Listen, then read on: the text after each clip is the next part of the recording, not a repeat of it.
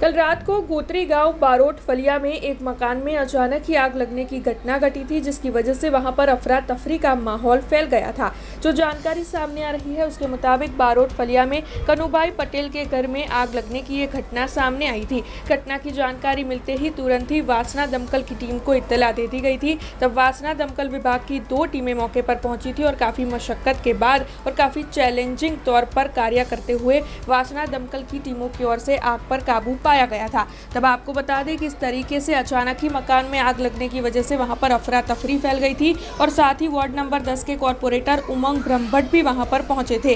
गांव के लोगों की ओर से इस तरीके से मशक्कत कर आग पर काबू पाने को लेकर वासना दमकल की टीम का धन्यवाद अदा किया गया था। दरअसल जो जानकारी है उसके मुताबिक काफी कम वक्त में घर में काफी विकराल आग लग गई थी और जब आग बुझाई गई तब पता चला कि घर के अंदर 4 से 5 गैस के बोतल मौजूद थे जो कि फटने की तैयारी में थे। ऐसे में वक्त रहते आग पर काबू पा लिया गया। ये गनीमत रही, वरना कोई बड़ा हादसा भी हो सकता था। ऐसे में वासना दमकल की टीम के अफसर जयदीप गढ़वी और उनकी टीम की सराहना वहां के लोगों की ओर से की गई।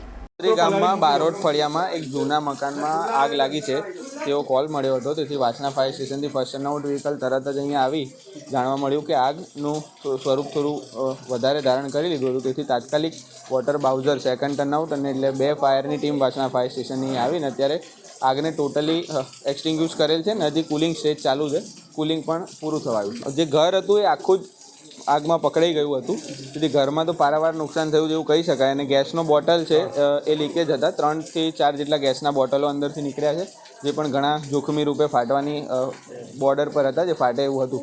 એટલે ઘણું ચેલેન્જિંગ વર્ક રહ્યું અને વાસણા ફાયર બ્રિગેડની ટીમે આવી અત્યારે ટોટલી આગને બુઝાવી દીધી।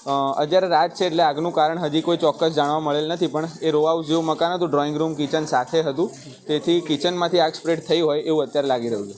ગોત્રી ગામમાં બ્રાહ્મણ ફળિયાની આગળનો જે ગલી છે એની અંદર કનુભાઈ રણછોડભાઈ પટેલનું મકાન છે, જેમાં આગ લાગવાની ઘટના બની હતી, જેમાં વાસણા ફાયર બ્રિગેડની ટીમ અને ગઢવીભાઈ લોકોએ ખૂબ સુંદર કામગીરી કરી છે।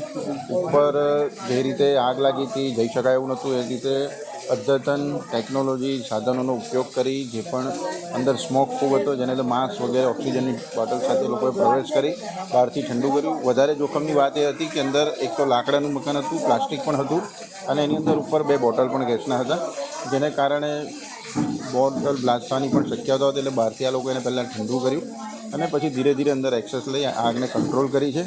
હાલ આપ જોઈ શકો છો એ પ્રમાણે કે પાણી મારીને જે પણ ગરમ હીટ છે એને ઠંડી કરવાની કામગીરી કરે છે। માનવતાના ધોરણે અમારા ગામના લોકો છે, કોઈ પણ હોય આપણે આવું જોઈ તો શકીએ નહીં, એટલે બાજુમાં જે ઘર હતું એ લોકોનો બોરવેલ ચાલુ હતો, એનો બોરવેલ ચાલુ કરાવીને ઉપરથી પાણી મારવાનો પ્રયત્ન અમે કર્યો હતો।